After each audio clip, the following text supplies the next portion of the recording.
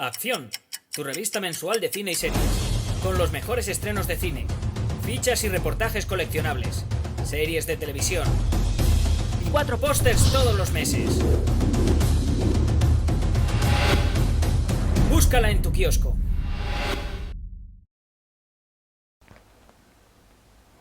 Hola, muy buenas amigos, amigas, seguidores, seguidoras del canal Acción Cine en YouTube. Aquí estamos otra vez. Jaime Vicente Echagüe. Esta vez, una vez más, es un decir convocado por Agustín. Agustín nos ha pedido que hablemos de una película del año 2017, una película dirigida por Denis Villeneuve. Una peli con Ryan Gosling, con Harrison Ford, con Ana de Armas, con Jared Leto, con Robin Wright. Una película titulada Blade Runner 2049. Agustín, mil gracias de nuevo por tu petición. Dentro de ese nutridísimo saco de críticas a la carta que has tenido a bien encomendarme. Anteriormente, además, me pediste el Blade Runner original. Así que hoy completamos el díptico con esta secuela estrenada hace ahora 5 añitos. Lo primero de todo que quiero comentar. Este Blade Runner 2049 es la secuela, primero, que nadie pedía, y segundo, me atrevo a decir que es la película o la secuela que nadie quería. Voy más allá, no era necesaria esta película. No había manifestantes en las calles suplicando queremos una secuela de Blade Runner. En este caso no ha ocurrido con otras películas de ciencia ficción y con otras sagas galácticas, que la gente verdaderamente lo pedía. Aquí no. El Blade Runner de 1982 ha alcanzado al final tal estatus, con el paso de los años, que ha entrado por derecho propio en ese grupo de intocables. Es decir, difícilmente pueden ya producirse secuelas o remakes que vayan no ya a mejorar el original, lo cual es imposible, sino ni siquiera acercarse a rozarla. Y eso a pesar de que el Blade Runner original, argumentalmente hablando, y como tuve la oportunidad de comentar en el anterior vídeo, dejaba bastantes cabos sueltos o abiertos a la interpretación. Tenemos, por supuesto, la verdadera naturaleza de Rick Deckard, eso no es un replicante, y luego también tenemos el destino de aquella pareja conformada por el propio Deckard y Rachel. Fuera cual fuera la versión, tanto si era la del 82 como la versión definitiva del director que editó Ridley Scott, ese destino de la pareja, eso sí que seguía siendo un misterio porque se dejaba totalmente abierto. Pero a la postre, estos temas que acabo de decir, yo os diría que tampoco eran lo fundamental de la película. Ya lo vimos, no era un obstáculo para apreciar y disfrutar una peli como Blade Runner. O sea, los mensajes y las reflexiones que nos brindaba la peli eran independientes a estos otros ingredientes que para mí eran más salseo cinematográfico, que está muy bien, podemos debatirlo y tal, que otra cosa.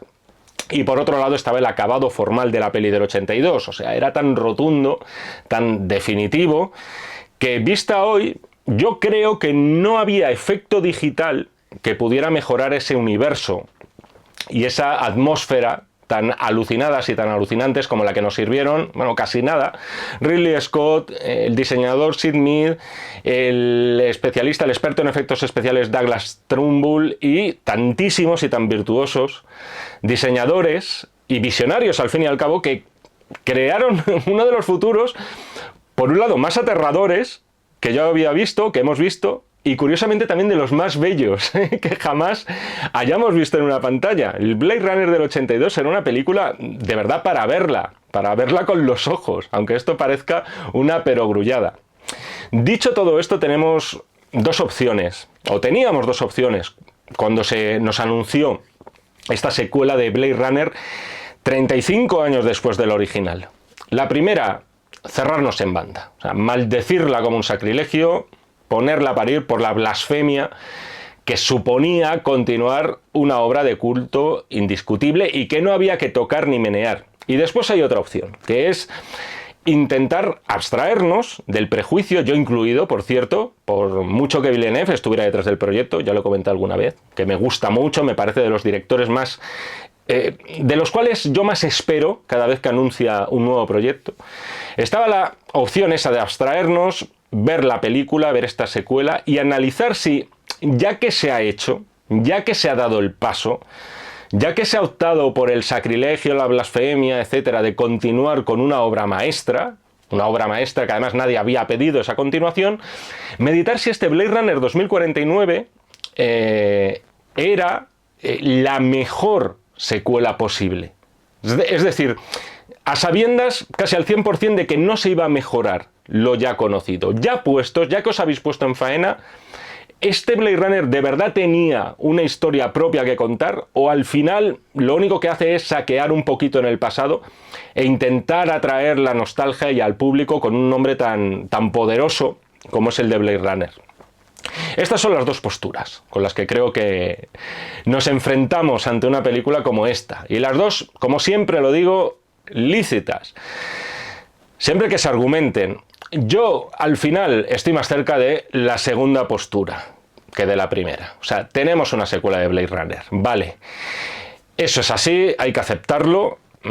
Y segundo, creo que ya que se pusieron, ya que la hicieron, ya que optaron por el sacrilegio, me parece una película más que digna, teniendo en cuenta ese glorioso precedente de 1982.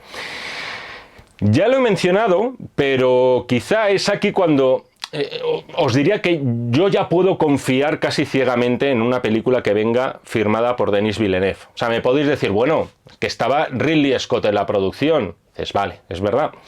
O bueno, es que estaba Hampton Fancher, uno de los guionistas originales en el guión. En el guión original estaba acompañado además por David Webb Peoples, que aquí no figura. Todo eso es cierto, eso es verdad. Eso no se puede discutir. Pero hay que señalar dos cositas. Lo primero, que eso tampoco es garantía de nada, y no quiero remitirme a otros reboots recientes de ciencia ficción y de películas también muy de culto, en los cuales el creador original ha ejercido de productor ejecutivo y al final eso ha sido, pues bueno, como mucho una más. Y luego hay que decir que, en segundo lugar, este realizador, o el realizador por lo general de una película, pero este en concreto, no es ningún pintamonas.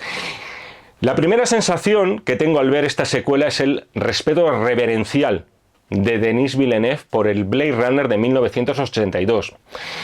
Y uno de los motivos por los cuales la película sale airosa, o yo considero que así es porque viéndola, uno siente lo primero de todo que de verdad está en la misma atmósfera, que está en el mismo mundo, en el mismo universo de aquel Los Ángeles 2019 de la peli original.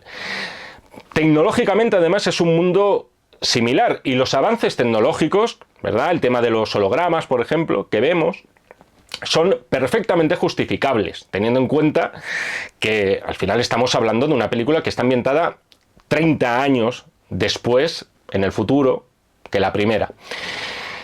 La película luce su presupuesto, eso es verdad, luce una dirección artística apabullante y realmente atractiva también para la vista, pero se ha evitado esa sensación de desmelene, que ya lo he dicho muchas veces con el tema de Dune y cuando cogió Denis Villeneuve la adaptación. Ese error que cometió, por otro lado, George Lucas con su segunda trilogía de Star Wars. Voy a llenar la pantalla de bichitos, de juguetitos, de lucecitas y que se vea que, oye, que yo lo valgo, que me lo puedo permitir. Eso no lo veréis, o mejor dicho, yo creo que no lo habéis visto en este Blade Runner, siendo como es una película por la que verdaderamente merecía la pena pagar y verla en pantalla grande. La película, por otro lado, no es solo fiel a lo visual con respecto a la del 82. En lo segundo, en lo que creo que Villeneuve triunfa es en no haber hecho de este Blade Runner algo en lo que nunca debería convertirse. Y me explico. Es decir, convertir este Blade Runner en una especie de parque de atracciones. El público se quejaba del ritmo de la película, de esta estoy hablando, la de 2017, decían, no, la película está bien, pero es lenta. Es un comentario, por cierto, muy similar al que se podía escuchar por parte del público al final de Dune. Yo solo puedo decir que en estos casos, bendita lentitud en el cine de ciencia ficción y fantasía. Bendita lentitud. Para un espectador como yo, ultra boomer, digo no a los bombardeos de plano, no a las secuencias repetitivas, constantes, interminables y para mí muchas veces anticlimáticas, esas secuencias de acción. Bendita sea esa, vamos a decir, dignificación iba a decir de nuestra inteligencia, no, de nuestra imaginación. El Blade Runner del 82 era otra película que hoy el público en general yo creo que llamaría o calificaría de lenta. Se toma su tiempo la peli de Ridley Scott. Pueden pasar media hora sin una sola secuencia, no ya de acción, sino en la que haya algo de violencia, y sin embargo es una película que es una experiencia hipnótica y que es absorbente. No se puede apartar la mirada de la pantalla, como os decía antes. Y Villeneuve adopta un tempo para este 2049 muy similar. Es más, de todo caso os diría que a nivel de trama, de lo que es la trama pura y dura, podríamos decir que el Blade Runner 2049 resulta más entretenida que el Blade Runner de 1982. Iba a decir Blade Runner 2019, pero no nos liemos, que la peli de Scott. En la del 82 teníamos una cacería de replicantes rota al final por una revelación existencial final que te hace de algún modo replantearte todo lo que has visto, ¿no? La máquina que resulta que ha demostrado ser más humana que el propio humano. Y en esta tenemos no una cacería, lo que tenemos es una trama de investigación policial muy bien elaborada y que a mí en lo personal me engancha, es que me interesa cada información que recibe el protagonista, en este caso Ryan Gosling. Ahora bien, si entramos en el terreno ya de las comparaciones, y no me quiero tampoco extender mucho con esto, el pozo tan paradójicamente humano que tiene la película de Ridley Scott, yo creo que no alcanza, o no lo alcanza Villeneuve en esta secuela. O mejor dicho, mientras en la de Scott el alma de la película era averiguar si los replicantes la tenían, valga la redundancia, si tenían ese alma, en la de Villeneuve eso al final no puedo decir que lo hayan eliminado, pero es más bien accesorio a esa investigación que lleva a cabo el personaje de Ryan Gosling, que está empeñado en averiguar si es o no humano. Creo que me he enrollado de más, así que sin más dilación os paso a detallar lo que más me gusta de Blade Runner 2049, no sin antes mencionar que se avecinan spoilers. Spoilers, por cierto, que a su vez podrían ser spoilers de la película del año 82. Y no sin mencionar, que no lo he dicho hasta ahora, a esta película, para mí un pasito por debajo del Blade Runner de Ridley Scott, le otorgo una calificación de 4 estrellitas y media. Por cierto, hay una serie de referencias en la película, no muy extensas, a un gran apagón que se produjo en Los Ángeles unos cuantos años antes, una especie de catástrofe que dejó muy mermada a la sociedad. Hay pocas pistas en esta película sobre lo que ocurrió, pero si os mola todo este universo, yo os recomiendo que veáis uno de los cortos.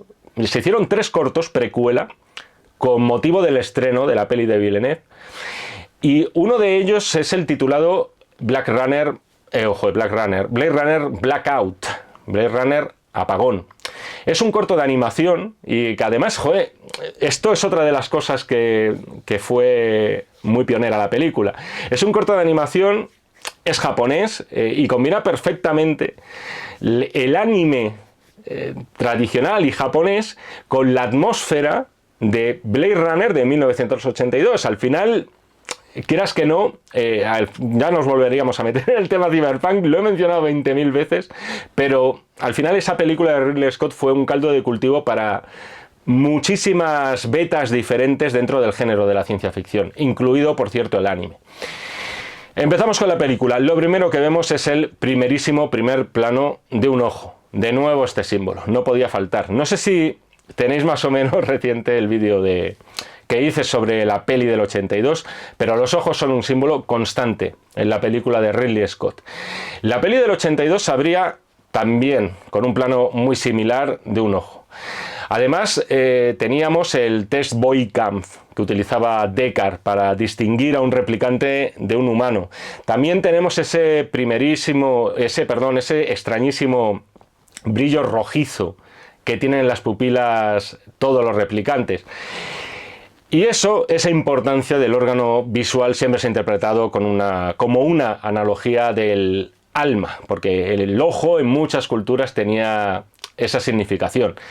Dicho esto, eso es solo un detalle, que veamos este ojo inicial en la película, pero ya te hace presagiar, o a mí al menos así me ocurrió, que este 2049 pide ir de la mano de la cinta de Ridley Scott. Y cuando empieza con los rótulos introductorios, al igual que la original, y cuando comienza además con unas tomas aéreas, esta vez no de Los Ángeles, por cierto, sino de una zona como mucho más deprimida y deprimente, yo ya me empecé a decir, esto va a ser como mínimo interesante.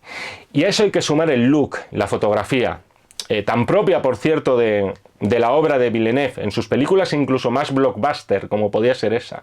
En este caso, por cierto, a cargo de uno de los grandes, uno de los mayores maestros de ese oficio, que es Roger Deakins. No me quiero adelantar más, pero si os parece, voy a decir, o voy a distribuir en este vídeo, lo que más me gusta de este Blade Runner 2049 y lo que menos, si es que hay algo que me guste menos en esta película. La primera secuencia, la de K, como se le llama, Kay, el Blade Runner replicante, encarnado por Ryan Gosling, que trabaja para la policía de Los Ángeles, interrogando a ese granjero que sospecha que es un Nexus 8.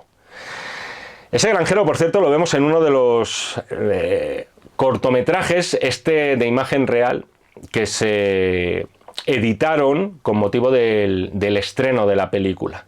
Los Nexus 8 aquí son una serie mejorada de los Nexus 6, de la original, de los de Tyrell Corporation, que, volvemos otra vez a lo mismo, están siendo retirados por los Blade Runners. Tened en cuenta que Tyrell Corporation ha quebrado la compañía, no es de extrañar, y en su lugar retoma el testigo un nuevo magnate, que es este Neander Wallace, aquí Jared Leto, en esta película, que decide crear su propia línea de replicantes, y como los Nexus 8 siempre han dado problemas y se han acabado revelando, decide que hay que eliminarlos. Otro de los cortitos que podéis ver es sobre este tema, en el que, por cierto, participó Jared Leto también. Esa primera secuencia me encanta, porque la veo casi como que podría hacer pareja con la secuencia inicial de Malditos Bastardos, con Hans Landa intentando sonsacar a ese granjero donde está escondiendo una familia judía. O sea, es una secuencia inicial que juega un poco en ese rollo de Sergio Leone, del spaghetti western, de las miradas, de los silencios, Aquí nos tratamos con mucho respeto, pero en un momento dado vamos a sacar la pistola. Aquí de nuevo tenemos un momento de tensión perfecto, además que está magistralmente montado, generando crispación, con muchísima inteligencia, que esto es una de las bazas del cine de Villeneuve, lo bien que monta este tipo de secuencias, muy a lo Tarantino también, insisto, cuando Tarantino decide tomarse las cosas con calma, y que de paso además esta secuencia inicial nos sirve también para ver cómo K, al igual que Deckard en la primera película, esconde algo, no acaba de ser trigo limpio. Ya lo vimos, o por lo menos lo mencioné por encima, Deckard distaba mucho de ser un héroe, más bien todo lo contrario, y K, con diferencias que os diré luego, va un poco en esa misma línea también. Además vemos una lucha salvaje entre K y el granjero, que de algún modo te remite también a esa pelea destrozando paredes del final en el edificio ese cochambroso de Los Ángeles, de la película de 1982. Pero vamos ahora con el detalle que a mí personalmente me provocó que ya del todo me introdujera de lleno en la película, y es el hecho de que K encuentre allí unos restos óseos pertenecientes a una replicante femenina. Primero, ya de por sí esto te choca, o sea, ¿cómo son los replicantes por dentro? La primera tampoco, les veíamos sangrar, eso es verdad, pero los replicantes tampoco están, o no parece que estén rellenos de cables, ¿no? Podría ser que contaran con una estructura ósea, lo cual te hace preguntarte hasta qué punto estos robots serán de verdad sintéticos. Pero lo especialmente gordo aquí es el hecho de que esa replicante murió tras dar a luz. Esto es una revelación maravillosa, porque le da a la historia de los replicantes una dirección que no creíamos posible. Estos seres no solo son capaces de pensar, de reflexionar, de tener miedo, de preguntarse sobre su futuro, de pensar sobre lo que hay más allá de la muerte. Todo eso ya lo vimos en la película original. Sería poco inteligente para mí redundar en lo mismo. Es que aquí ya descubrimos de buenas a primeras que los replicantes pueden optar a ese don solo reservado para los seres realmente vivos, y ese es el de poder crear vida. Es, en términos literales, un milagro lo que propone esta película. Es una revelación poderosísima. O sea, se nos abren, en ese momento, cuando se nos hace esa revelación, se nos abren 1001 preguntas a partir de ese instante. Y eso me lleva a una conclusión. Si Blade Runner iba sobre la muerte, sobre el miedo a la muerte, sobre el por qué a unos sí, a otros no, por qué a unos les toca morir y despedirse de este mundo antes que otros, Blade Runner 2049 yo os diría que va sobre la antítesis de la muerte, sobre la vida, sobre el nacimiento, el origen de la vida, que además es algo que, como la propia muerte, y en muchos sentidos, también sigue teniendo su misterio. Me parece una vuelta de tuerca a la historia original excelente. Posiblemente era, y aquí os decía cuando habría que preguntarse, ¿era esta la mejor secuela posible de Blade Runner? Posiblemente esta vuelta de tuerca era la mejor posible a todo un clásico, no ya de la ciencia ficción, sino os diría que casi existencial. Blade Runner original ha motivado miles y miles de tesis filosóficas. Otra de las sorpresas para mí gratas de la película es algo que me parece uno de los valores positivos que encierra siempre el cine de Denis Villeneuve. Y ese es el que os decía antes, el de evitar el desmelene. Y aquí lo vemos concretamente con los planos que vemos de la ciudad de Los Ángeles, que al principio son una perfecta continuación de aquel Los Ángeles 2019.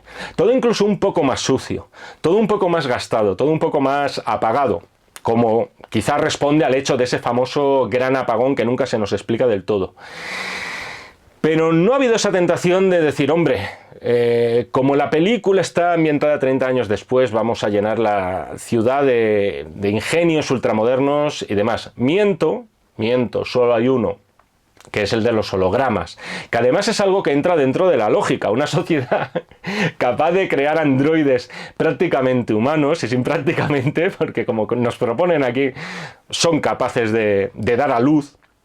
Parece lógico que se haya desarrollado una tecnología relacionada con los hologramas, que además ya están entre nosotros, cada vez más perfeccionada, hasta el punto de contar aquí con un personaje para mí fantástico, ya os lo digo, y con una Ana de Armas también fantástica, que es esa Joy de nombre, que casi podríamos considerarla como una segunda generación de replicantes, porque al final un personaje como el de Joy parece tan sintiente como cualquier otro ser humano. Me gusta muchísimo además esa historia de amor al final entre máquinas, entre K y Joy. Me parece otro de los pluses y además perfectamente creíbles. Y ya que hablo de referencias de otras películas anteriores, si antes se me vino a la cabeza Malditos Bastardos con el principio, aquí un poquito del Her de Spike Jonze se me ha venido. Cambiad a Ryan Gosling por Joaquín Phoenix y Ana de Armas por Scarlett Johansson. Aunque Scarlett no la veíamos, pero la oíamos. Si os fijáis, cada vez que K enciende el holograma de Joy, suena la melodía de Pedro y el Lobo. No la voy a cantar, he estado tentado, pero no lo voy a hacer. Es una obra de Prokofiev. Y es sobre... al final lo ha hecho el tío. Es sobre ese niño ruso que, pese a que su abuelo se lo prohíbe porque puede correr peligro, es un cuento, va detrás de cazar a un lobo en el bosque. Un lobo que ya se ha comido varios animales. Sin embargo, este Pedro es un muchacho valiente y consigue cazarlo. Consigue cazarlo, pero no lo mata, hace que lo capturen para que se lo lleven a un zoológico. Creo que no es arbitrario del todo que se use este tema sobre un niño que quiere cazar a un lobo, siendo el niño K, sobre todo por lo que vamos a ver después, y siendo el lobo el malvado Wallace, encarnado por Jared Leto.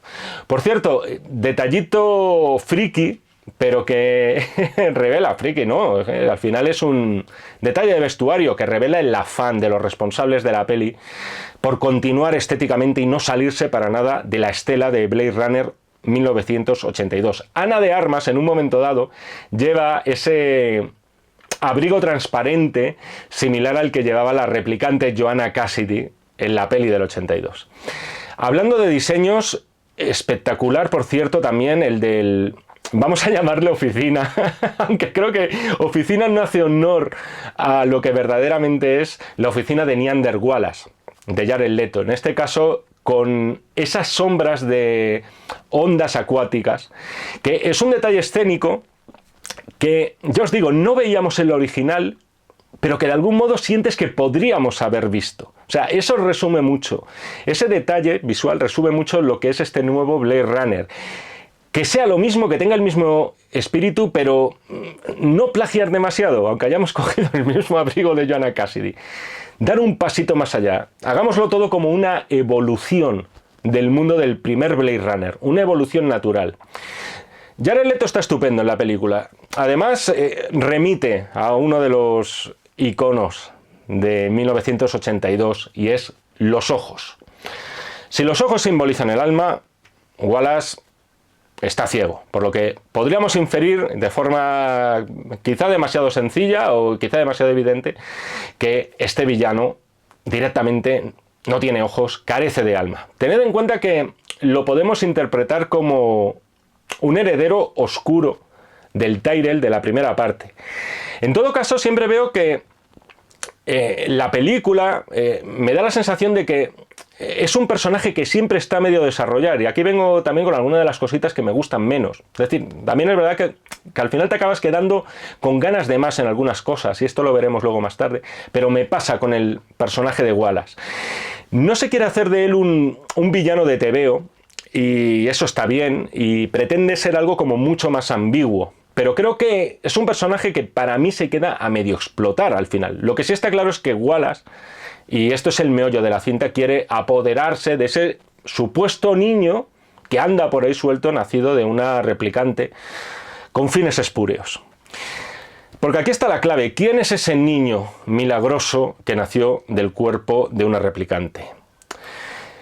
Me parece también muy inteligente por parte del guión, en el que volvió a notarse la mano, yo creo, con acierto de Anton Fancher. Me gusta el hecho de que la película juegue con esa posibilidad de que K sea ese niño.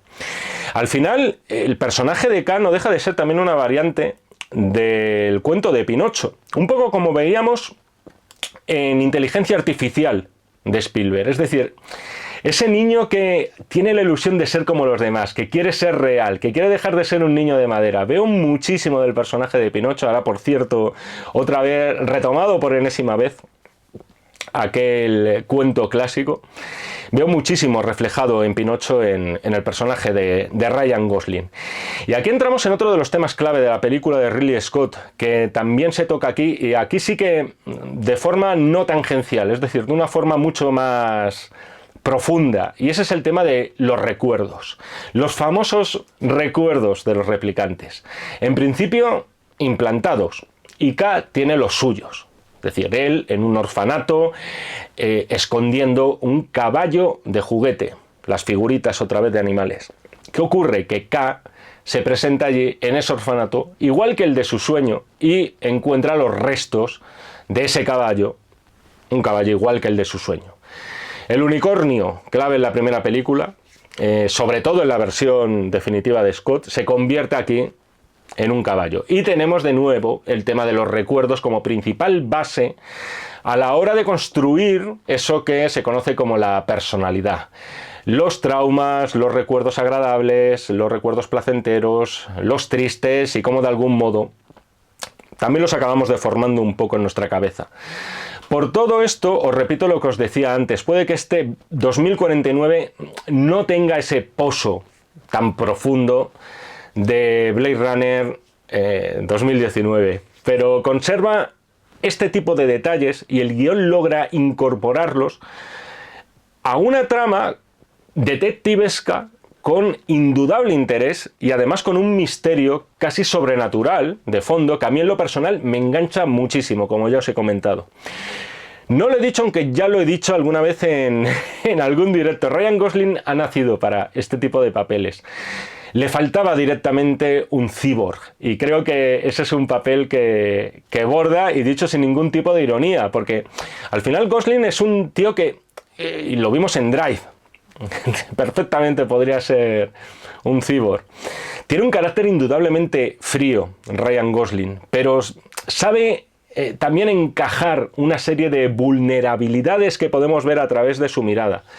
O sea, comprended el universo que se le abre a este personaje. O sea, de pensar que es un mero programa informático, a sospechar, además con muchísima ilusión, aunque no lo exprese tanto, que puede tratarse de un milagro de la naturaleza, el primer ser nacido de una replicante. No lo he mencionado, pero está muy bien también los pocos minutos que salen. La verdad es que es un repartazo el de esta película, Robin Wright como su superiora en la policía, además con una tiradita de tejos incluida que me ha parecido simpática. Ya puestos es Ryan Gosling, por muy sintético que sea. El viaje a Las Vegas. Las Vegas no precisamente como las mostraba Martin Scorsese. Es espectacular aquí la escenografía. Y aquí hay que debérselo a uno de los artífices, ya lo he mencionado antes, de la primera película, al diseñador industrial Sid Mead.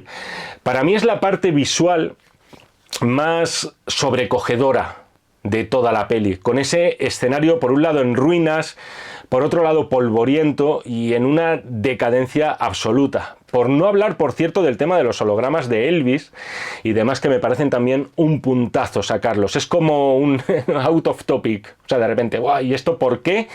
¿Por qué lo meten? Pero cómo mola verlo en ese instante, ¿no?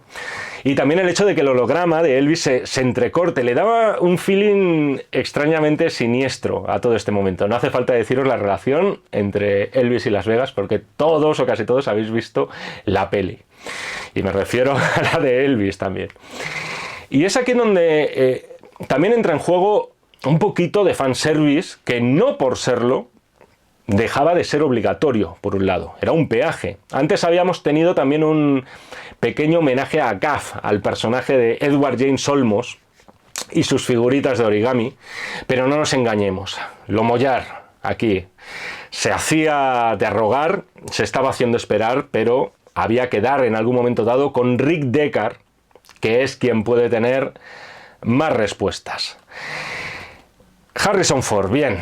Es decir, había ganas de verle en esta película. Ya lo he comentado alguna vez, es mi ídolo de la infancia y adolescencia por personajes que todos conocéis.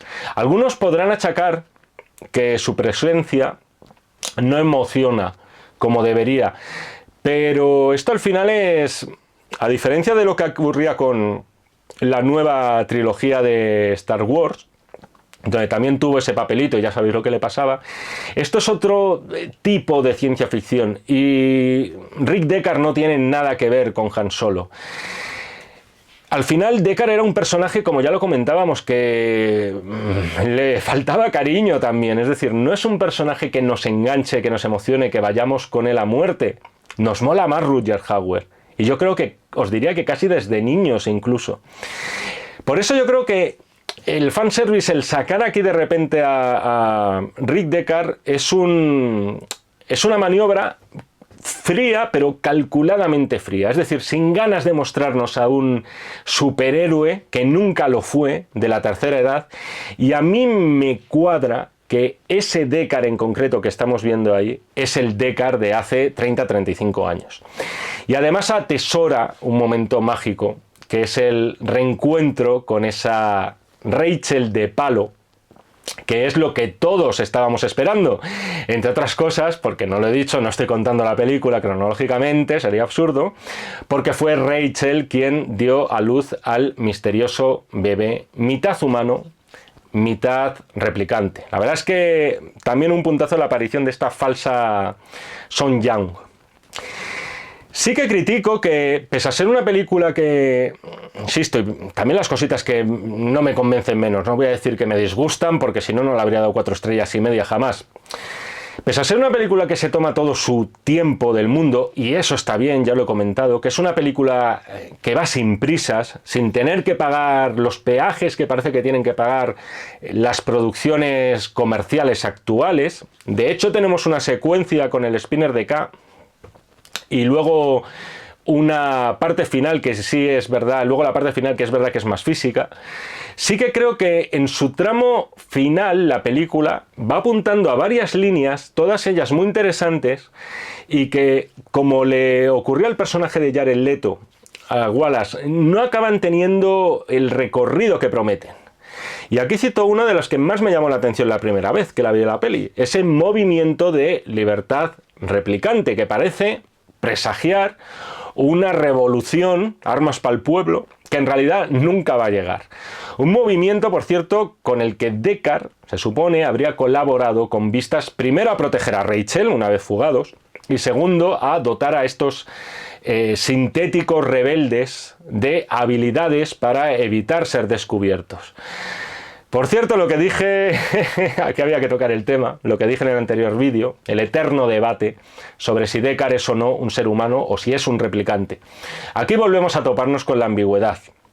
El personaje de Wallace en sus momentos finales sí que le desliza a Deckard una información interesante. Rachel se supone, o por lo menos eso dice él, habría sido programada por Tyrell para enamorarse de Deckard y comprobar así si se podía obrar el milagro. Si una replicante, si se había alcanzado tal nivel de perfección divina que una replicante podía quedarse embarazada. Eso está guay saberlo, es una revelación que, joder, por lo menos te choca, ¿no? Aunque ya sea rizar el rizo de la historia original, tampoco lo necesitábamos, pero dices, bueno, vale, joder, está bien. Pero en esta ecuación no nos dicen si Deckard también había sido programado para tal fin. Yo os digo lo mismo aquí que os dije en la primera parte. En el mejor de los casos, aquí el tema de la naturaleza humana o no humana de Deckard es muy ambiguo. Y puestos a fantasear, entiendo que la gracia de ese supuesto experimento puesto en marcha por Tyrell sería ver si una replicante se queda embarazada de un ser humano. No de, o si, ya rizando el rizo, sería de si dos replicantes podrían procrear entre sí. O podría ser una primera intentona, a ver primero si una mujer replicante puede quedarse embarazada de un humano y luego intentarlo con dos replicantes. Yo, por lo menos, a mí eso no me ha quedado claro y creo que la película tampoco lo pretende. Tenemos una pelea final con otra buena secundaria, por cierto, Lub, esa replicante en mano derecha de Wallace, interpretada por Sylvia Hoeks. Con K, por cierto, con el personaje de K aquí en modo héroe.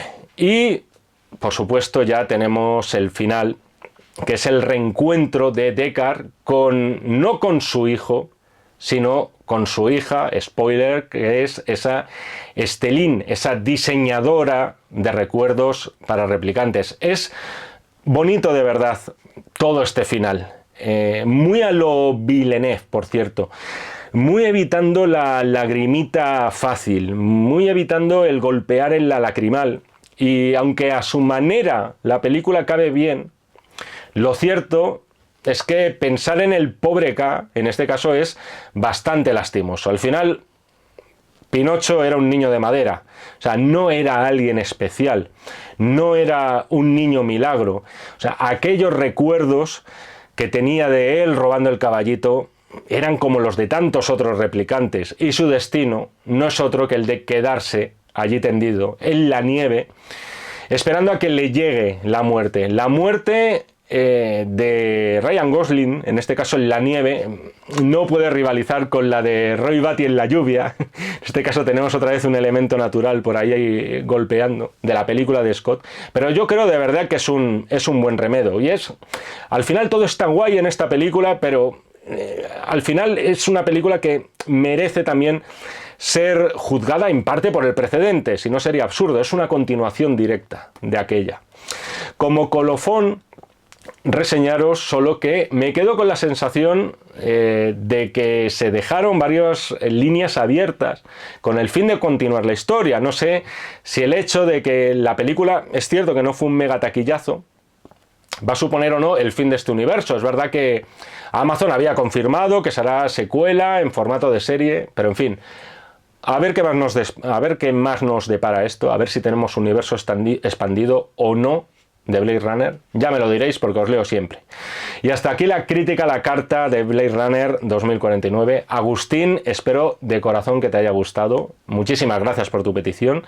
Espero que os haya gustado a todos este vídeo. Ya sabéis, si os gustan estas críticas a la carta, un poquito más arriba, botón de suscribirse. Si os ha gustado muchísimo, incluso le podéis dar al like, lo cual siempre viene bien. Alucino con los likes que tienen los vídeos, en este caso los míos. Y nos seguimos viendo en el canal de Acción Cine, si así me lo requerís, y por supuesto nos seguimos leyendo en este y en todos los que están por venir de los números de la revista Acción. Muchísimas gracias y hasta otra. Acción, tu revista mensual de cine y series, con los mejores estrenos de cine, fichas y reportajes coleccionables, series de televisión y 4 pósters todos los meses. Búscala en tu kiosco.